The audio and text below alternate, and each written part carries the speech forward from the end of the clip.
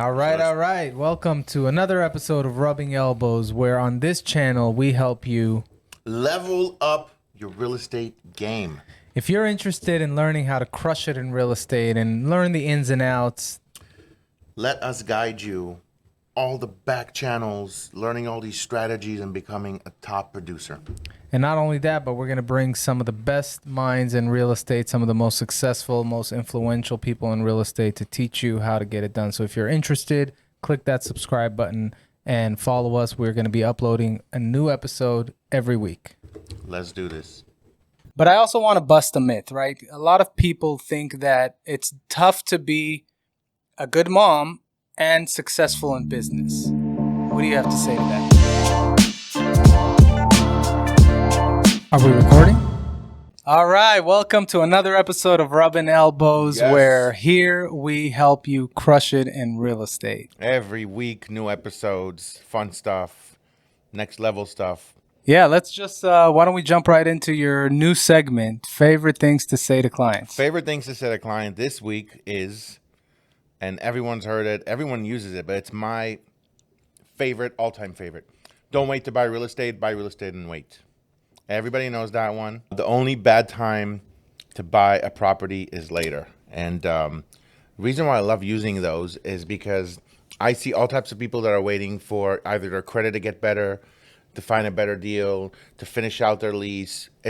You can just jump into it, get pre-approved, and start looking. It's like when people say, let's just wait until we make money so we could have babies, right? Yeah. You don't wait. You just do it, right? You just have babies. Bring your babies. That's You're right. never truly ready. So you can probably hear these lovely voices in the background, and we should introduce them. Today we've got the dynamic duo. How do we make a full introduction? Why don't we let them tell us a little bit of who they are and what they do? Welcome. Thank you for having us. Thank you. So my name is Anne Maria Hearn. I've been in the real estate industry for 17 years. She's the OG, triple OG. I am the triple OG. I am the Ahern part of Ahern and Collins real estate team. And you guys have built such a dope brand. I've done a little bit of research, and I saw your team, just team of powerful, successful women. That's something that always inspires us. Yeah. I mean, I'm a dad girl. Chuck's a girl dad. So for us to see women in any industry, but especially in real estate, and moms in real estate is always exciting. And then I'm Angel. I'm the Collins in Ahern and Collins real estate team. I became a full-time agent about 2 years ago, maybe 2.5 years ago. And I was such a closer. I closed Maria as my partner within a year as a full-time agent. And now we have a team of 10 all women agents, all diverse, different backgrounds, and we're under Rodeo Realty. Yeah. Love that. We really love that. So why did you guys even get into a partnership? Why not just do it on your own, each one of you? That's a great question for you. I don't think you had a choice. No, I'm just kidding. You had a choice. She's Well, not I being a mean, you closer. obviously closed her. Yeah. Yeah, she definitely closed me. I have, being in the industry 17 years, one of the things I loved about it is that I could make my own schedule because I had kids, right? I came from a corporate job where it was 9 to 5 or a job that I was traveling a lot. So when I had kids, I wanted to be there for them. I wanted to go to the holiday play at 2 p.m, and I wanted to have the parent-teacher conferences and not have to take that time off work. So real estate just seemed to be the perfect segue into that. And I've always been interested in business, and so real estate was really my passion. And so when knowing that I was a solo agent for a long time. Well, not a long time, a little bit of background. My ex and I had a company together. We had a real estate company and a mortgage company. And then the recession hit, our marriage suffered, our company suffered. We both stayed in real estate, but while I was being that solo agent, I knew there was so much more. And I'm the type of agent that does not do dual agency. I will not represent the buyer and the seller. Really? And I 100%. Check, please. 100% feel that it is a conflict of interest. It is. And it will become illegal eventually. Well, it is in some states. Some states you just not here. can't. And so there was an opportunity, and Angel and I had been working on a separate CRM system together, customer Yes. management relationship system. And I had seen her dedication, her drive, just everything about who she was. And I had a listing. Somebody wanted me to write an offer. I introduced them to Angel. We had a partnership. If you want to, take this client, we'll work together. And the rest is history. Not only did she take the client, he ended up not writing, which he regrets to this day. Yes. She was door knocking, finding off markets for him. Her hustle was unbelievable. And I said, there's no way that I do not want to work with her. I love that. So what was it for you? Because you obviously closed her. You wanted her so bad. Was Yeah. it? I mean, what was the main reason? Is it because you didn't have necessarily the experience at the time, or is it just in your personality to have to work with someone? No, I think it was like a multitude of things. For example, that Anne-Marie is like the walking encyclopedia of real estate. So like there is not one question that you can ask. Like maybe once in the last, 2 years we've worked together that I've like stumped you. But I like, had to phone a friend. yeah, but like never does that happen. So like that's super important. Our values align, the integrity aligns. She's a mom of a different age group of kids, and I have really young kids. And so it was important for me too to also be partners with someone that I knew I could say, here's my boundaries, right? My family, I need time at this time and this time, and she's going to respect it. And then yeah, there's not one thing that I've told her that wasn't too crazy for her. And everything I think I've ever said to her since I met her has been Insane. Let's hear about your background, because you've got a very interesting background, Angel. So I was in the It's military. actually Sergeant Angel. Yeah, for Sergeant you. Angel Collins. I joined the military, the U.S. Army, at 17 years old. Wow. So I spent my senior summer in boot camp, which was very much needed because I was a troublesome kid, to say the least. I had the same juvenile judge my whole juvenile career. I was in foster care. I was doing everything that I knew I shouldn't be doing, and my out, and what I thought was the most honorable out, was to serve our country. So 8 years later, I finally decided to get out and to pursue my degree at Pepperdine University and to get into real estate. And everything I've done was to build to that. Wow. Love that. Love that. Thank you for your service first Thank and you. foremost. Thank But you. how do you see, because everybody I talk to that's been in the military in any capacity, they feel like that is such a huge part of their success in business. 100%. Can you talk a little bit about that? How's that helped you in your business? Yes. So I was a sergeant in the Army, and so I'm kind of a nicer version of a drill sergeant.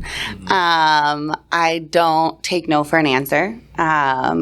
There's nothing that I can't do, and the discipline, the structure, all of that. I see the importance of it. I implement it. I live by it. I'm consistent with it. And that's why everyone that you probably would ever talk to around me says that I'm the craziest of the crazy. But it's just because if I can make it through boot camp and I can make it through war, this is just nothing. It's a silly challenge to build something. And I love the building part. I want to jump in and say something. Lior and I have been on different panels for different organizations, and this is our thing. We go and we find the best of the best, the guys that are the guys and girls that are just going through whatever they need to go through to make it. And we love bringing those people to light and interviewing them and talking to them and hearing their stories. And I feel like your story is it's a success story in the making, So starting at a young age, doing that, doing military, having your whole, outlook on life change, have a military mind. So when you're saying you're a morning person or being punctual or, all the things that come along with being, in that life.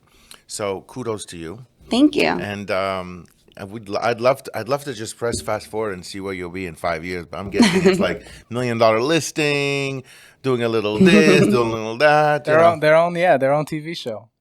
Yeah. We're not opposed. No, that's actually on our vision board. It's on your vision board. Yeah. It will come true. It's going to come true. But no, I appreciate that. I definitely, that's why, Anne-Marie brings so much more value than just her experience. I can figure it out, right?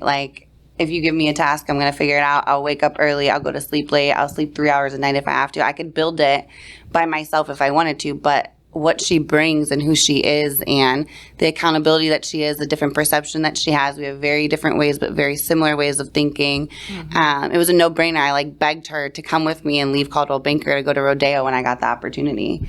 And she was like, I need a process. And I was like, okay, Yeah, you have till tomorrow. processor. Make the decision. Pretty much. I feel like in LA, 75% of all agents at one point in their career work for Sid Libovich at Rodeo. Really? Yes.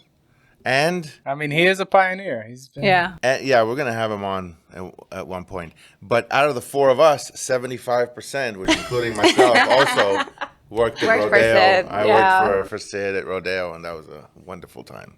Wow. I didn't But, know that. we all go and do different So you Yeah. guys have an awesome team of powerful women. Was that Absolutely. accidental? Was that always the vision to only have women as part of the team and to build this woman brand, or talk about that a little bit? It was We might have different opinions. we sometimes have different Yeah. opinions. It was a nice to have, but it was not a requirement. So our first task was really getting an assistant because we saw our business building and we were literally working 16, 18 hours. I canceled Christmas at my house last year because I just did not have the time. And I was in my last semester of pregnancy, Yeah. not even sleeping with 2 toddlers. It was a crazy time. And so as we started interviewing for an assistant, we interviewed anybody that came. And the natural energy just was women, women, women. We ended up hiring our assistant, Anya. And then the agents just started coming. And there was one time, Trevor, I think we thought about hiring, but he's still with Rodeo, but he's with a different group right now. So it happened organically. It was something that we wanted, but we were not opposed to having any, men or male figures on the team. And our support team, we have this amazing pamphlet that we give to our clients, both for buyers and sellers. And most of our support team, Sid, our office manager, John, two of our TC. I mean, there's just so many men behind us. So that's my opinion. Chuck I don't know. told me earlier that he may want to apply. So Okay. you guys Perfect. need to let him know where he can go, what Okay. website to apply for. Yeah. For I don't sure. know. Do you have the same feeling? So for me, yes, the journey was we were interviewing for assistants. All of the agents, majority of the people that were interviewing wanted to be an agent. They just didn't have the support. They didn't feel comfortable. They felt like they were, being, even diminished and asking questions and not having a safe place. So I said, hey, we have an opportunity here. And that January, so last January, 1 year ago, I had put on my vision board for my 5-year plan to have an all-women team. And I said, Amory, this is crazy, but here's 9 months later, and I think we have an opportunity. So we either we have to spend 16 hours a day for the next 3 months to figure it out because we had no idea what it was to be a team leader. I knew everything I hated about team leaders, but I didn't know what is a good one, right? So I was like, we're either going to take it and we're going to figure it out. We're going to set the systems. We're going to do the research. We're not going to sleep, or the opportunity is going to pass. And we decided to take it. Yeah. Yeah. That's awesome. We had a guest here, Sheena Kapil, who's She's now the president of the Women's Council. Women's Council, Realtors, Women. Women's Council Realtors. Yes. Are you guys a part of that, or have you joined that? I was actually. I was the president of the Verdugo Hills chapter. Wow. And I was a district vice president further up. Awesome. But at that time, I had some family issues that I had to take care of. So I stepped away. And it's not something that we just, I don't even think we've even discussed that going back into it. It could be a really good, from what I'm hearing from you guys, it could be a really good vibe because it's all women helping women. Yeah. For us, we're always we love empowering women. We have a lot of women guests, because we love seeing I don't know. I have a daughter. He's got 2 daughters. Yeah. I love They're that. actually friends. Our daughters are friends, actually. That's awesome. And, I think that could be something really, really cool because we're thinking of also joining. The Yeah. Women's Council. Just to be part of the events and sponsor certain things and whatever. Just something to do, something to get into. Yeah, anything that involves a village and community, that's what we're for. And I feel like women need a safe space to be able to learn. Almost 95% of our agents are all brand new. And so it's just taken a lot of time helping build them up. But yeah, we want to get more involved in anything like that. And then I love being at Rodeo because I feel like we've even brought a new edge there where it's like collaboration over competition, right? Like we join and we're over here like, hey, everyone. Like we are welcome. Hi, we want to be friends with you. Like we want to check out your listings. We want to market it. We want to see you. We want to do your open houses. And like, I remember our office manager at one point was like, Take him back. yeah, he was Take it like, back. you guys wanted to send out this e-blast to all the agents, and I almost said no. And I was like, why? And he's like, but it's their listing. And I'm like, but why would we not massively expose it and like work together? I get content, I get to find a buyer, they get to like represent the seller. Like, why would it not And be they anything show the other than seller, that? it's not just me marketing your property, it's my Rodeo agents marketing your property. Yeah. So we're like that with Amen. everything, but we just happen to naturally have, I've always had women around me. I think it was like my experience in the military. And so I love it. Which So rodeo are you guys with? Sorry. Beverly Hills. Oh, nice. So speaking of, association and boards, I also notice you guys enjoy giving back time to charity. I think Yeah. you are involved with like Souls for Souls, I right? was for a very long time. So one of the things I do to kind of clear my head is I'm a trail runner. She's crazy is what she's saying. Tell them what that means. Okay, so I've run 4 separate 100-mile races, and I have another one coming up. I'm signing up for another one in April. And so I'm on the trail a lot. So one of the things I figured was your shoes are so important when you trail run, unless you're like one of the crazy people that can run barefoot. But your shoes are so important. And so I got connected with this organization called Souls for Souls, and I hosted a shoe drive for many, many years, and we would ship them over to Tennessee, and then they would ship them out to anywhere, whether it was, a tsunami that happened, they would send them out, or even in the United States, like you would be surprised at how many kids go to school with either the same pair of shoes or no shoes at all. Right. And so it just was a no-brainer for me being a runner and, having so many pairs of sneakers to run with. So I did that charity for a very long time. We haven't done that since we left Coldwell Banker. We're still, like Angel said earlier, getting our feet wet. Like we came into Rodeo, like here we are, and they're still kind of processing us. So that's something. And then I'm also involved in the board of Children of One Planet, which gives food and during the holidays toys to underprivileged children, but they're also big on children trafficking. It's a crazy story. The woman who started the foundation, she was actually on, I think, the Ryan Seacrest show, but years ago, 21 years ago in May, she found a baby buried in the Altadena Mountains. And that's where she started this whole thing about children and just her Children of One Planet. And it's just evolved into donating and children trafficking, and so I'm on that board as well. Wow. Yeah. And Angel, you're also mentoring, troubled youth, or I saw something, Yes. right, online? For years, I was part of Big Brothers Big Sisters. When I was in the foster care system, I was in that too. And then I was also a part of Sunbirth Youth Academy, a little bit south from here. I've had to take a break because I've had a lot of babies rather really fast. My oldest is 4, and then I have almost 3-year-old, and then a 10-month-old. But I am also a part of our neighborhood council. So I'm a stakeholder in that. I'm getting very involved in that now. And I want to get back into like working with children. It's like literally my passion is women and kids. Like I have like a soft spot for them. So Wow. before we get into tips and things like that, because I do want to ask you, how do you guide newer agents? Because it sounds like you are bringing in people that don't necessarily have experience. Mm-hmm. But I also want to bust a myth, right? A lot of people think that it's tough to be a good mom and successful in business. What do you have to say to that? I'll go first. Okay, you go first. I think that it takes a team. I feel like there's no way, unless you want to be mediocre, that you can accomplish what you want to accomplish. Like we do investments together.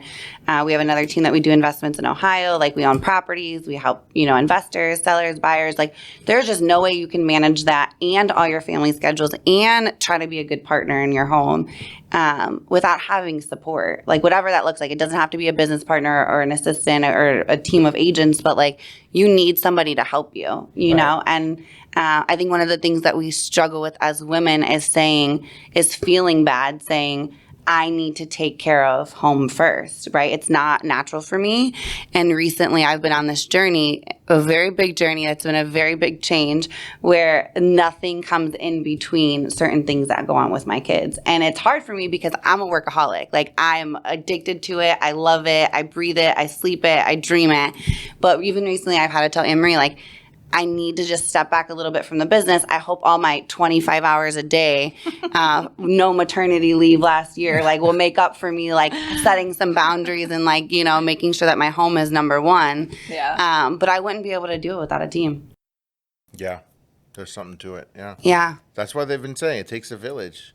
It takes a village. It This does is, take a village. A team is a 2020 version of the village.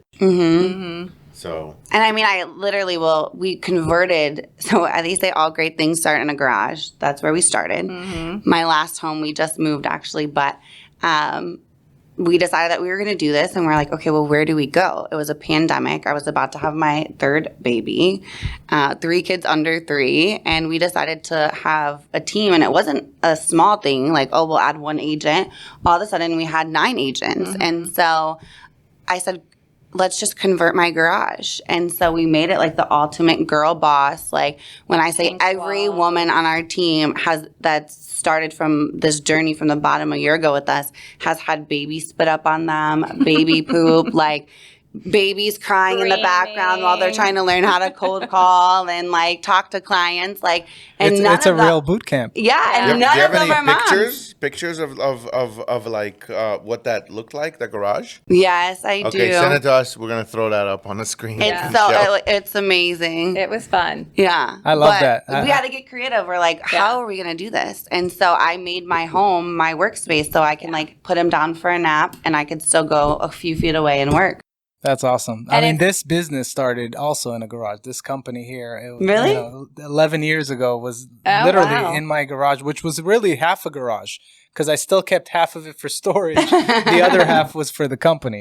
Well, we actually started in the baby room because she was still pregnant. So her 2 boys were in one room. And then so we started, I remember hiring our assistant, Anya, and the first day we were like, moving stuff. Okay, take this little spot right here and, we'll figure this out. And then we moved to the garage. And that must have been a commitment for you because you just got out of baby phase, right? With your kids. Yeah, well, I enjoy it because I'm living vicariously, because mine are 17 and 20 now. And like you're a mom of 4, right? 2 kids, 2 dogs. Oh, yeah. Yeah. Wait. This guy did all the research. No, man. You missed one thing. I have 2 tortoises, 2 desert tortoises too. Oh, okay. Yeah. See, I didn't go deep enough. Yeah, you didn't go deep enough. I was like 4. No, I don't have 4. Yeah, 2 kids, a 20-year-old, a 17-year-old, 2 dogs, and then 2 tortoises. Yeah. So I know, feel like complete trash with the with the little of research that I've done. You've done all the research. I did it for both of us. He's gonna be like, and you had eggs for breakfast. So good. Yeah, that's it. Rest my case. It's a team. Yeah, that's right. I do have to say, too, when we're talking about myths for teams, I do want to say one thing. I know our brokerage hates teams. Sid is like an advocate against teams. He supports us, but he hates teams. And I truly think it's a myth that teams can't be successful and with integrity and where everybody shines. Of course. And there's a lot of turnover. And I think I learned because we came to Rodeo to join a top producer. That's how we got scouted. And it was shorter than I ever thought it would be, less than 90 days before we left the top producer. But I feel like not everyone is meant for leadership or they create teams for the right reason, right? So it's a very selfish reason. It's a very like everything's in my name. Everything is what I do. Like all the glory on me. I take the most money. And we came in, I had a coach in Tom Ferry and she told me, rip up your plan for your team. I'm not letting you do those splits. I'm not letting you do this. Like, I'm like, I'm not listening to you. And she's like, you should do this. This is what the standard is. I'm like, I don't care. Like, these women need to make a living too. They need to shine too, right? So I feel like we're going against the grain of like what any real estate coach would tell us to do. Yeah, but it's a commitment and dedication, and the fact that you told your coach, no, I'm not listening to you, shows how much you want to make that work. And that's really all it takes, is if you have that dedication, you're going to make it happen. And there's different versions of teams, right? You have your own personal team, but then in this business, you have to have people around you, whether it's your lenders, your title, your escrow. That is another version of a team. So even if you're a one-man agent, you're not going to be successful if you don't have people with you. I think you're talking about, Sid not loving teams, but he never had a problem with Ken and Corey team. They're like killing it. Or Ken and what's the other guy in Tarzana? We had him on. I forget. All this tequila. I forget what's going on. I forget your name. I forget my name. All right. So what's next for you guys? Which part? We have a lot of things going on. What's on your vision board? So that's an Angel question. My vision board is not as your vision board is hers. No, actually, it's not. So this past year has just been absolutely insane. One of the things that we started that for me, I want to kind of finish focusing on and really get down is we started leasing LA Luxury. So we're doing a complete leasing division, which we have 2 rock star agents that are taking over, and they're representing both, the landlord and the tenant. And then we've got this amazing new development property called New Homes on Nordhoff. So we're looking into, we've started a new division, a new development division. So for the business, that's awesome. Yeah, that's 2 things that I want to focus on and make sure that we, have the systems in place. And I think that's the biggest thing when Angel and I started this company is we didn't say, hey, let's figure it out. I mean, we're both very like type A, like let's get it all figured out. Let's, give us the notes and, what is our plan of action? And every morning we have 8:45 call, like, okay, what's our priorities for the day? So those are 2 of my priorities. But as Angel mentioned earlier, we do have investments. And so she's been spearheading the investments and property management. And we're starting a property management company. Here we are. Yeah. So we actually have a segment and a series that we're doing where we're taking people through the steps of how to become a successful real estate investor. What type of investments are you guys doing? Can you talk a little bit about that? Yes. That's all you. So our main investments are in Ohio, in the Cleveland area where I'm from. Okay. 2 to 4 units. In Cleveland or right outside? In Cleveland and right outside. Because I have something in Elyria, which is about 25 minutes from We have there. something in Lorraine, so right down the street. They're Lorraine neighbors. County, Hey, Cleveland rocks. OH. And none of you guys are from Cleveland. No. It's supposed to be IO. Thanks, guys, for the support. But 2 to 4 units are our sweet spot. We go in. We have a very aggressive agent over there. We go in. A lot of the properties are off market. We have a hold back strategy that we use to where like we pretty much go no money out of pocket to buy these properties and to rehab them. We rent them out. Our largest one that we have right now is 2 6 units and then an 11 unit. But by the end of this year, I think we'll have 75 units in the last 6 months under investment. And then Sorry, I was going to say, you said you're buying them with no money. You're buying them like with no money. very little down. Yeah, we have like a strategy that we use called like a seller holdback strategy. Okay. I hope our team doesn't kill me for sharing. Yeah. No, we. So what we do is we go in, we get the inspections, we get the bids of what it's going to cost, and then anywhere like typically in the price point of like 40 to 80,000 is like the work that we need. We add like an extra 10-20% cushion for the cost, and then we ask them to increase the purchase price by half of whatever it is, and then we hold back the full amount. So, for example, we bought a property and I think we were in escrow or under contract because they don't have escrow. $230,000. We ended up buying it for $200,000. Pretty much after all of it, like the purchase price was $280,000. After all of it, we took out $80,000 back in title and escrow, and we bought it for $200,000. They bought it 3 years ago for $185,000, and then we just refinanced both of them and separated the lots. And I think there's like $400,000 in equity in both. Amazing. Yeah. So we're just pretty aggressive. Like some agents out there told us like, you can't do this. It's a seller's market. And I'm like, well, watch me. And if not, like the next person will say yes. Like, you know? Yeah. So all the money that we have sitting there now are going into flips in Indianapolis, which I know nothing about, but we Yeah. have someone that pitched something and we had nothing to lose and everything to gain. So we said, let's do it. That's awesome.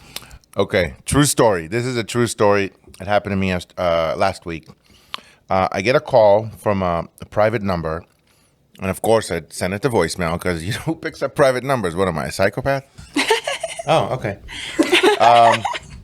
So I sent it to voicemail once, twice. Finally, I pick it up. This lady's like, hey, my name is da-da-da-da-da. I got your number from so-and-so. I'm like, oh, okay, yeah, sure. What's going on?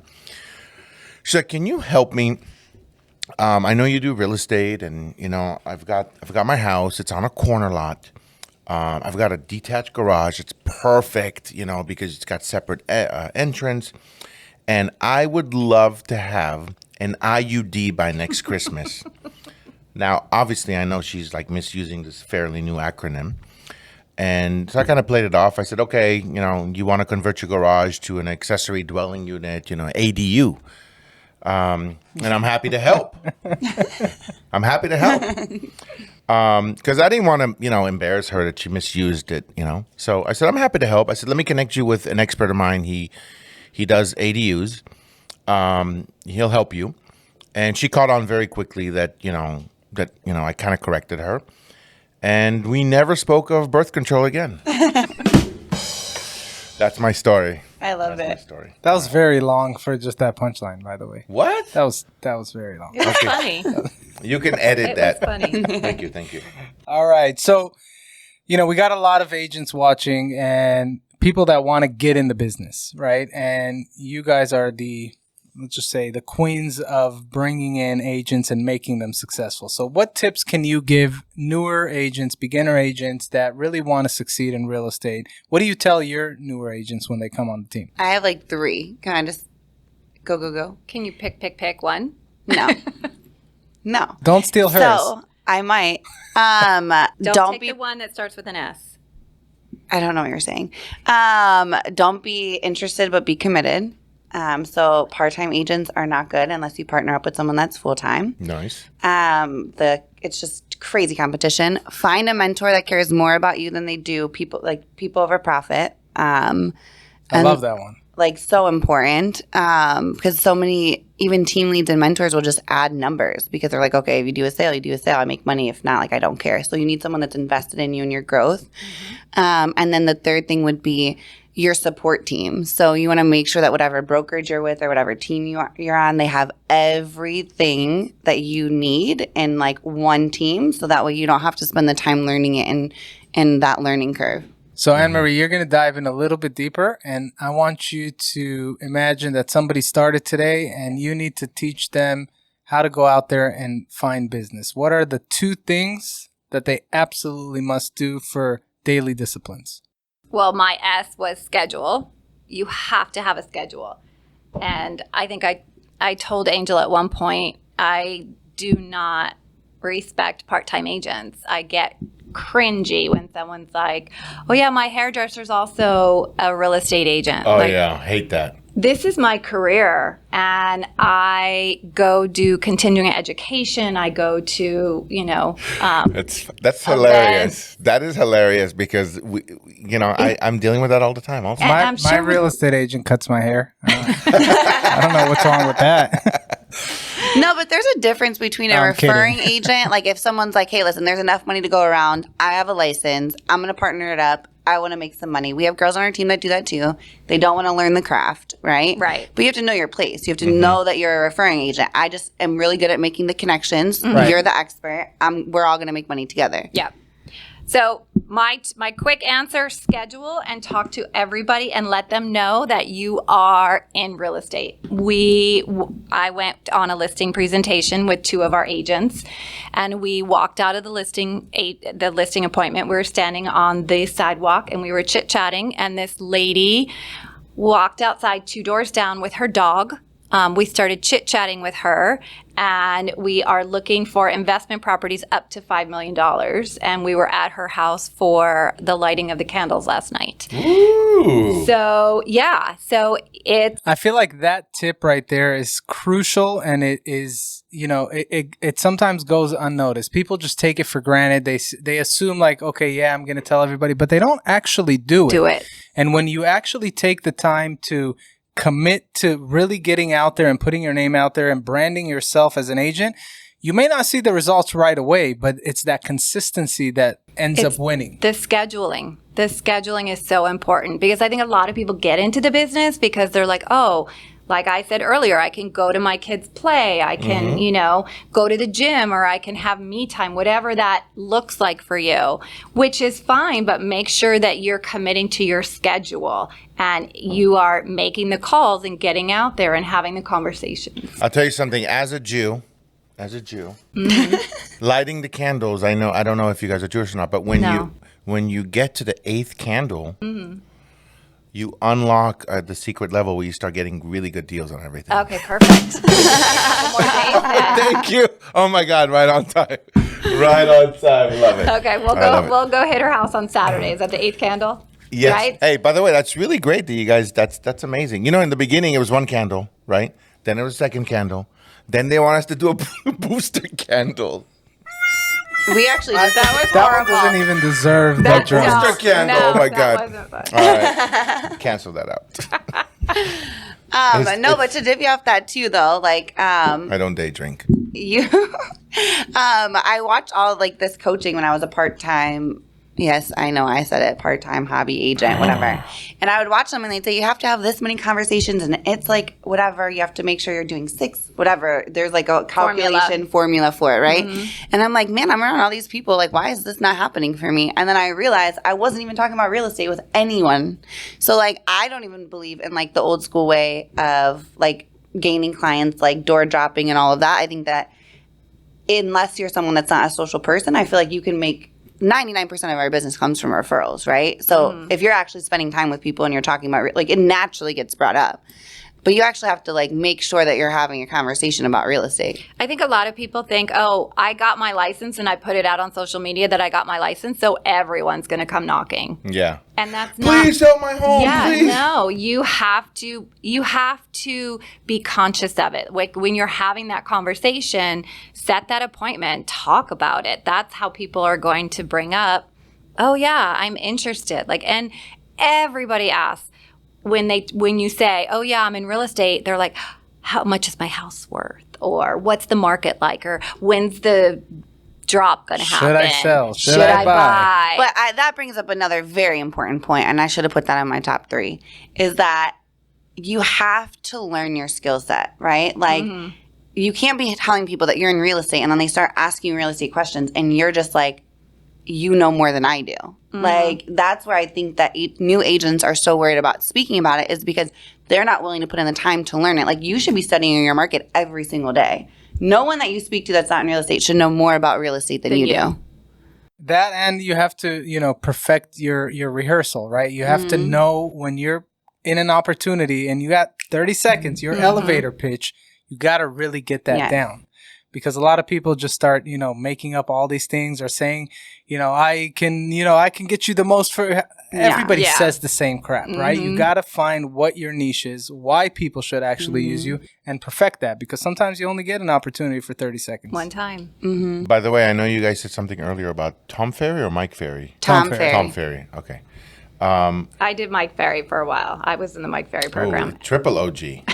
I said that. Yeah, you guys triple didn't OG. believe me. And I was with Tom Ferry. I love Tom Ferry. I think he's amazing. He's funny as hell. He's great. I wish, I don't know, it makes no difference to me. It doesn't impact my life, but I wish he had a better relationship with his dad. He actually has a decent one. They're I thought the they're same talking thing. now? Oh yeah, they go to each other's homes, and I think that's kind of media or Okay. whoever plays into that. Yeah, I thought the same thing too. Okay. I actually saw them years ago when I first got into the industry. They were together before Tom went out on his own. Really? Yeah. And then I went with Mike because I wasn't really into social media that much. And I learned the Mike Ferry way. Yeah. And then I went to a Tom Ferry event, and I'm Tom Ferry all the way. Yeah, His Team Tom. energy Oh, yeah. and Oh, yeah. social media, open houses, just we podcast him or we go to his events whenever he's in That's town. amazing. The reason Yeah. I brought up Ferry was because what you guys were talking about before, he had this thing where he said, don't be a secret agent. Mm-hmm. Don't be a secret agent. I mean, secret agent, like you gotta, everybody needs to know you're an No. agent. If I found out that you just sold your house and you didn't use me to do, like, That's like the worst thing when you, You go to are like your dead cousin, to like, me. oh, I just sold. We are no longer friends. yeah. So what what's a big struggle that or failure that you've gone through that has made you better that would be worth newer agents hearing Oh, I about? got a good one. Mm. Follow up. For me, Oh, yeah. 100%. Yes. When whether it wasn't being organized, didn't have a good CRM, and I would either think about somebody or I would see somebody or I would drive past a house that I went to a listing appointment before. And then I go back and I see that they sold it 3 months ago. And I'm like, Ugh.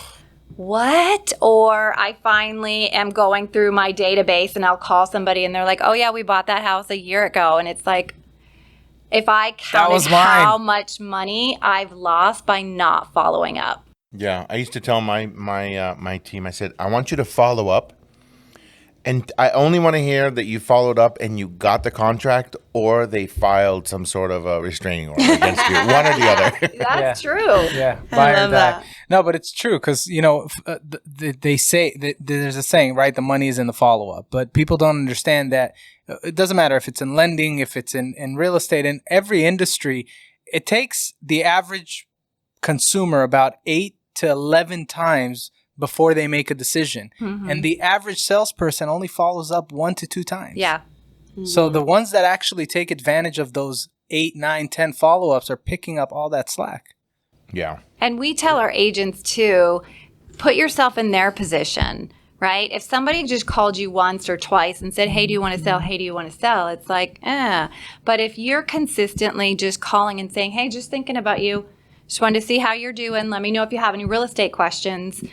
How good would you feel? If you were, even if you weren't thinking of selling or even switch it to buying a car. If you went to a car dealership and you were like, oh yeah, I want to buy the newest Tesla, and the guy called you once or twice, but in your mind you're like, Tesla, Tesla, Tesla, I really want to buy a Tesla. But one person every couple weeks is just like sending you a text. Hey, just thinking about you. Let me know if you have any questions about the Tesla. Or hey, guess what? We just started this new refinance program on Teslas.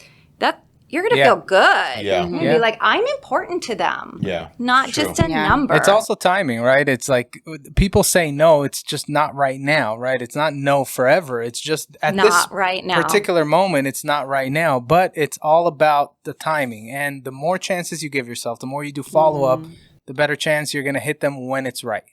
And that's I really, agree. what I Follow up. tell my agents, but it's hard. It's hard to have that discipline. The follow-up, I think that if you treat your client, as far as follow-up goes, treat your client. I have a feeling I need to go there. Go ahead. We're waiting.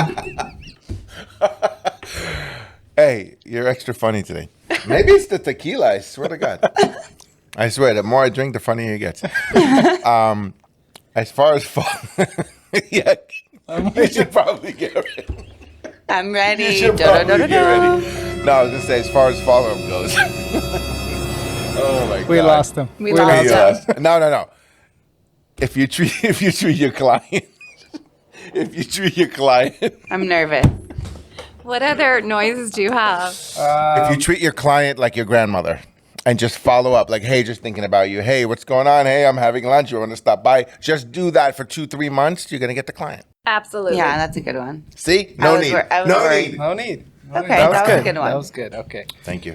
I had, one other question that I wanted to ask you, and I like to ask this to almost everybody that we talk to because they're successful, and it sometimes goes unnoticed when people see successful people. They don't realize how much struggle, how much work, how much effort went into that, right? But what is like the one thing that you wish you knew when you first started or before you started about real estate that would have, advanced your career that much faster? You want to go first? Yeah, I have two quick ones. Okay. One is only commit to clients that will commit to you. So I have a lot of clients that when I first became an agent would say, like, if you find me this and blah, blah, blah, and I'd spin my wheels and I put in so much work, and then next thing you know, they were in escrow or they listed their property with someone else. And so now I tell clients, like, I'm not desperate for business. If you want to commit to me, it takes a lot of my time. Like, it has to be mutual. That's easier said than done. So dive in a little bit more on that, because, you know, when you're first starting, everybody's like, I cannot give up on this opportunity. But I say that to my agents all the time. Like, you need to learn how to say no more than you say yes sometimes. And that also builds your reputation. But how do you do that when you're a beginning agent? So I'm very direct on having a conversation, and I was not always like this. I even had a repeat client that came back and tried treating me like how she did just a year and a half ago. And I was like, I'm sorry, I'm not the same agent anymore. So I'm not desperate for business. And if you're not going to sign the contract, I'm not going to be working for you. And so I had her, and she kept saying, well, you know, I'll just give you a call back. And I'm like, let me know when you're ready. Because I have clients that are committed to me right now. Did you end up getting that client? 100%. Exactly. You know, and now she's about to list her $5 million building with me. But, you know, she played hardball at first, and I could have lost her. But at the same time, do you know how many other clients I would have lost spinning my wheels for someone that's also giving 5 or 6 other agents the same task? It's like you lose more money that way, right? Yeah. So, but if you don't respect your time and your commitment, then they're not going to. And so I tell my clients all the time, I'm like, one, I don't take on new clients unless they're referral or sphere, and if they're buyers. We just don't do it. We give them to the girls. And two, I'm only going to be committed to you if you're committed to me, because I don't do what every other agent does. We don't do that. We don't just put you on an MLS search alert and say, oh, I hope and pray that this freaking home comes up for you, right? No. If you're looking for a 1920s Spanish charmer in this area, guess what we're doing? We're pulling title. We're door knocking. We're putting letters. We're like calling. We're blasting out to 17,000 agents, like over and over and over again. We're doing off markets on social media. Like, we're calling people in our database. We're it just is that's a lot of time. Oh, yeah. To put in for someone to just say, sorry, I just wrote with the listing agent. And to add to that, it's not just, you know, playing poker and just pretending to be this person and then hoping that they come through. You have to really be willing to lose that client, and it's fine. And when you have that mentality where if you're not my client, then that's fine. We're not a fit. Move on, go to the next. And when you truly are comfortable with giving up opportunities, that's when you win more opportunities. 100%. That would be like my number one. And my second one is that, I mean, just 2 years ago, I think my average price point when I was a part-time agent was like maybe 400,000. Now I think my average price, maybe less. Now I remember I was like even so excited when we were at Caldwell Banker together, and I got my first listing. That was the lease listing? Don't tell my story. And I remember going around to everyone, and I was like, oh my God, I finally got a listing. And everyone was so excited for me. And I was like, it's in Beverly Hills. And they're like, how much is it? And I was like, $3,200 a month. Who wants it, you know? And I worked just as hard for that as anything else. But my point Unless it's a 10-year lease. Yeah, right? it was not. But now I'm in the middle of negotiating a $25 million contract. And so it's taken me, I would even argue less to argue and to negotiate this $25 million contract than it was my $3,200 lease or my $400,000 condos I was selling. So you can have a standard of what you want to work for. Obviously, like, I still care about people over profit, but there also comes a time where unless there's someone I care about, I'm not going to just go through hoops for strangers that don't truly care or not committed to like whatever the outcome is, right? So if I had to say like one thing I wish I would have learned is that you can say like, no, I'm a luxury agent, or no, I only want to work with this type of clientele, or I only want to do listings. Like, whatever that is, you can tailor that business and it's totally okay. Yeah, build your brand. Absolutely. What about you, Anne-Marie? Finding an angel first, sooner. Finding a partner / Wow. angel. I'm just kidding. Wow, that's great. That was I needed good. the thing. Finding a what? Finding angel sooner. God, I love that thing. No wonder it's on my keychain. For new agents, this will come as no surprise to Angel. Knowledge is power. I didn't know a lot. Getting in the business, you don't know a lot. And I love to learn. Like, Angel calls me the contract queen. Like, I know my contracts. I know whenever like a Senate bill comes out, like Prop 60 and 30 are now Prop 19. Like, I'm just like, I love to tell clients about that. And so I think for agents, at least for me, when I was new, I didn't know what to say. I was afraid to pick up the phone. Like, what if they ask me something? What if they know something that I don't know? I don't want to feel like an idiot. But I went to the classes. There's tons of Zoom classes that you can go to, and just taking an hour a day and reading up on your craft gives you so much power, and you feel so much more comfortable talking to people. It makes it easier. So if you really are committed and you want to be a full-time agent and this is your career, not just a job, the more information you have, the more power you're going to feel, the more powerful you're going to feel. But don't be afraid to make a mistake, because that's like, I still make them. That's where you like learn. You'll never forget the things that you mess up. Like the other day, I'm like in escrow for my own property. It was like a few weeks ago, right? Mm-hmm. And the listing agent said something to me, and I was like, "No, that is not true." She's like, "Per da da da paragraph this and in the purchase agreement," and I was like, "One moment, please."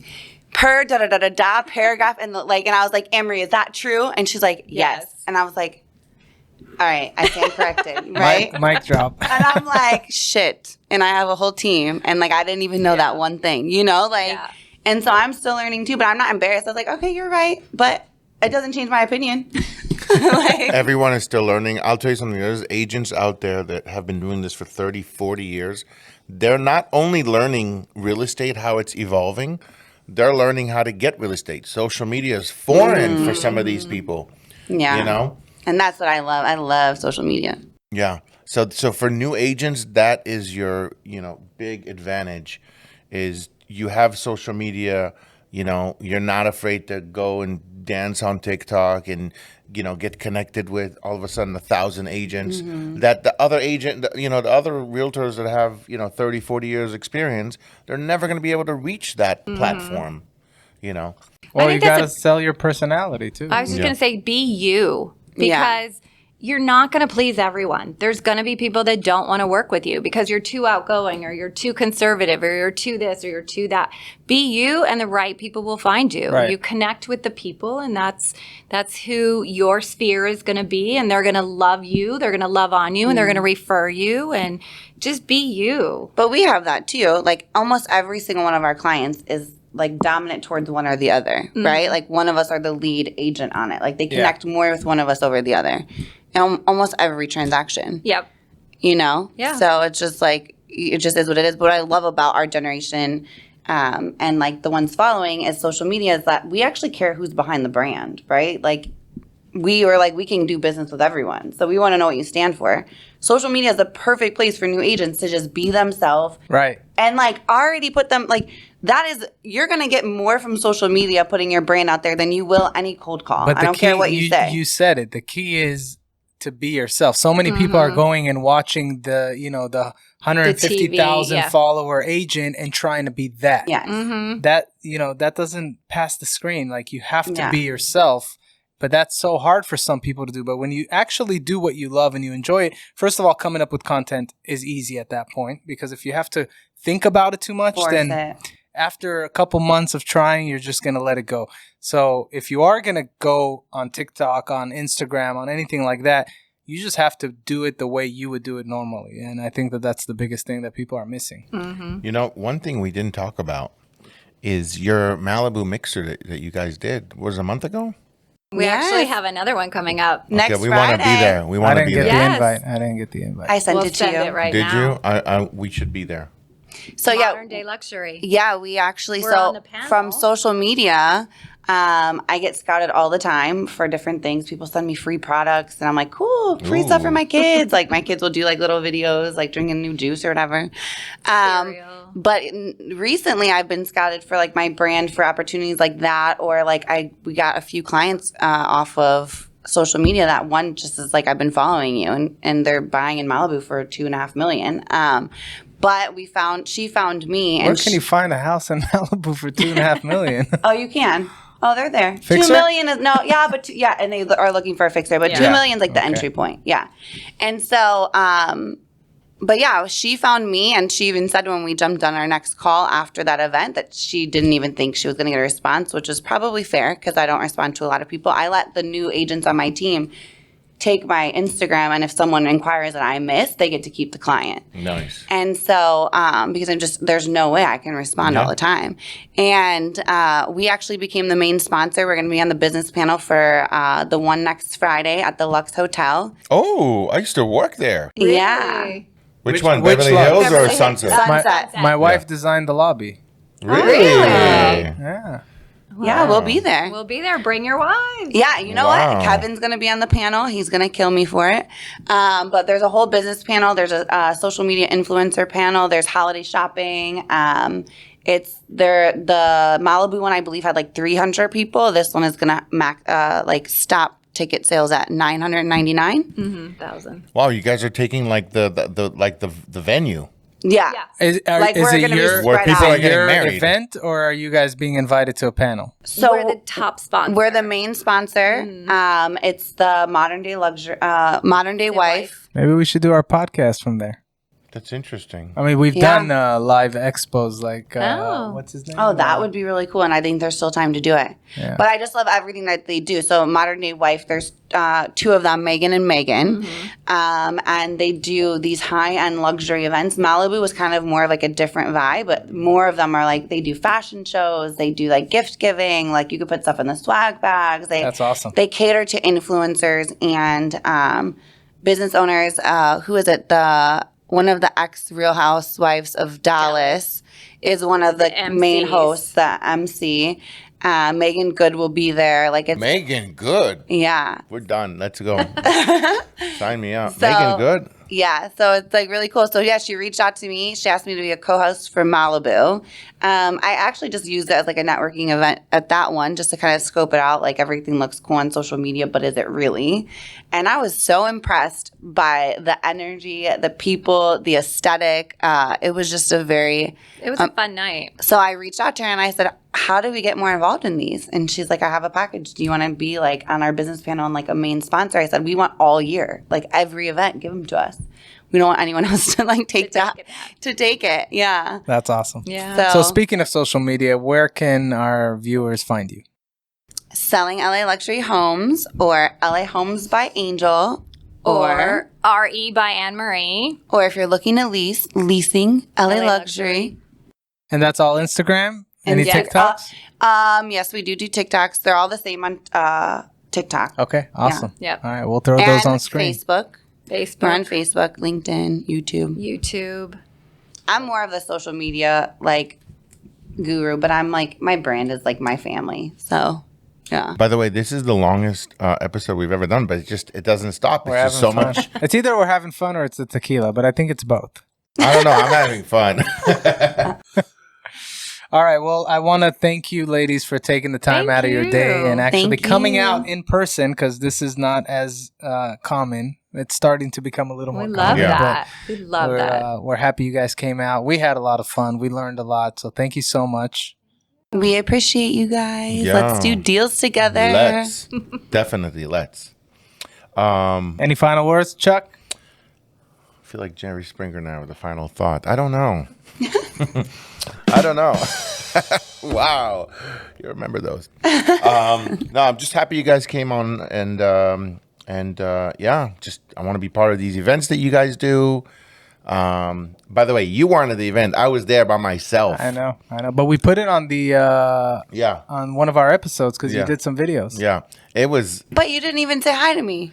I couldn't even find you. It's probably because I had a few bottles of wine with all of like my friends that I invited. Oh my god, there Next, was so many next people time, there. next time we'll be considered the friends. Yeah, Yeah. that's right. yeah. Yeah. Now we're friends. I should have brought my wife there because I was Yeah. walking around. There was just like I swear it was like a runway show. It was Yeah. like They did have one. yeah, it Yeah. was just crazy. But everyone there was just beautiful. Yeah. Like Yeah. even without the fashion show. Yeah, there was a lot of beautiful people there Mm-hmm. for sure.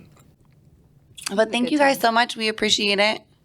Yeah, thank you guys for coming out. This was awesome. So next time we are going to hopefully bring some footage from their event, and we'll share that on our episode.